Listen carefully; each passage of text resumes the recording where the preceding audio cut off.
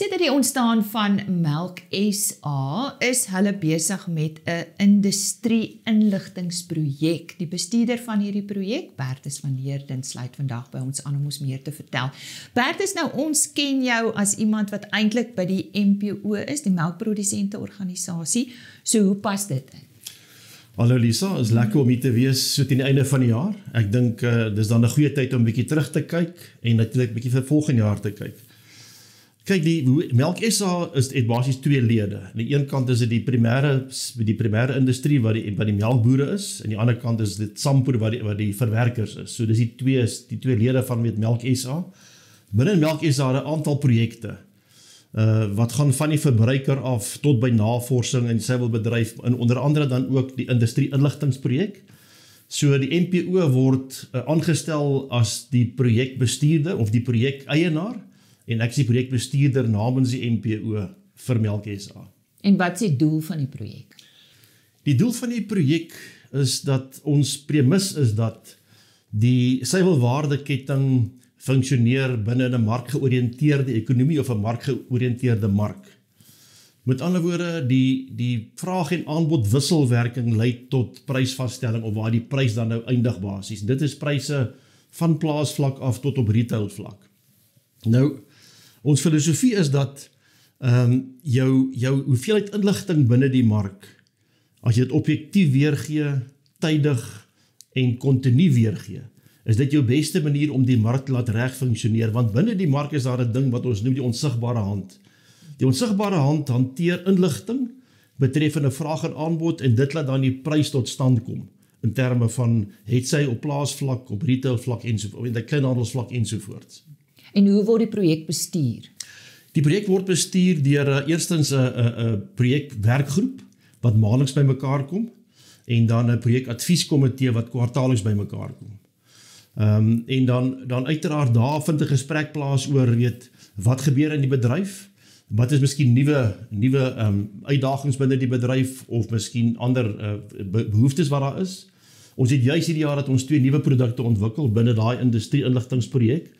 Die een het gegaan oor hoe word ongeprosesseerde melk aangewend na produkte toe. Met ander woorde, hoeveel liter gaan in die vervaardiging van EAT in of langlewe melk, hoeveel gaan in vars melk in elke produk so. So jy kan baie goed sien hoe daai melkvloei plaasvind. Dis die een projek, of die een produk, en die ander produk was gewees om te kyk dat die interhandel binne SADU, Suid-Afrikaanse Douane-Unie, met ander woorde, hoeveel handel dryf ons tussen met Lesotho, Eswatini, Botswana en dan in Namibië ook.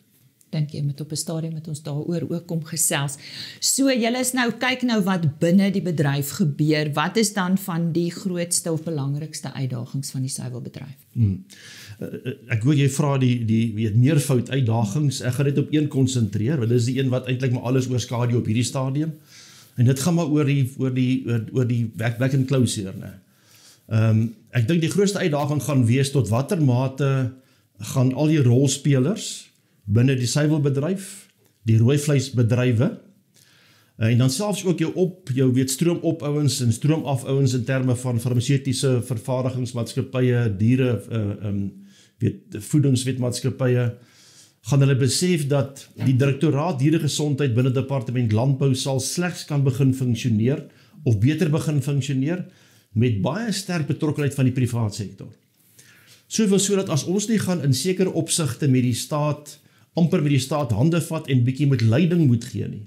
As dit nie gaan gebeur nie, is ek bevrees gaan ons nie dit reg kry om die departement of die direktoraat dieregesondheid op die regte pad te kry in terme van kapasiteit, in terme van korttermyn, medium en langtermyn planne, hoe om hierdie dieregesondheidsdirektoraat te laat funksioneer, dat dit wel weer kan kom by die punt waar ons dieregesondheid kan handhaaf binne die land. Maar dink jy nie ons doen dit reeds nie? Ons probeer. Duidelik nie, ons is maar met krisisbestuur eintlik besig. Nee. Nou, wat belangrik is in die suiwelbedryf, of dan meer spesifiek binne op plaasvlak, die melkboer, is dat die siekte affekteer melkkoeie en die produk wat ons lewer baie direk, baie vinnig, korttermyn en langtermyn. So dit is vir ons kardinaal belangrik dat die dieregesondheidsplan vir die land op so 'n manier opgestel word en bedryf word, dat dit die bedryf se voortbestaan kan handhaaf en kan bevestig. Nou die bedryf moet natuurlik uitbrei en groei. So watse nuwe geleenthede is daar wat julle geïdentifiseer het? Ja, dit is natuurlik, ek sê dit met huiwering, want hierdie ander oorskadu nogal die hele ding van wat mense kan doen in die toekoms in nie. So dit moet eers reggestel word.